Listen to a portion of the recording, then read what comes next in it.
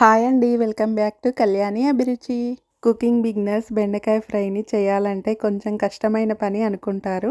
ఈజీగా బెస్ట్ బెండకాయ ఫ్రైని ఇలా ట్రై చేయండి. బెండకాయలను సాల్ట్ వాటర్తో కడిగి కాటన్ క్లాత్తో తడి లేకుండా బెండకాయలన్నిటిని తుడుచుకోవాలి.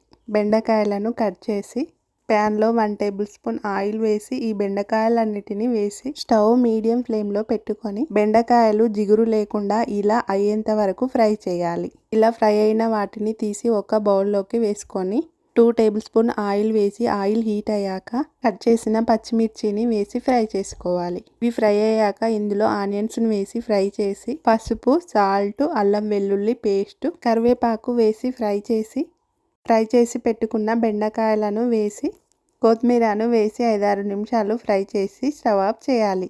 ఇలా తక్కువ టైంలో బెండకాయ ఫ్రైని చేసుకోవచ్చు. మీరు కూడా ట్రై చేసి ఎలా ఉందో చెప్పండి.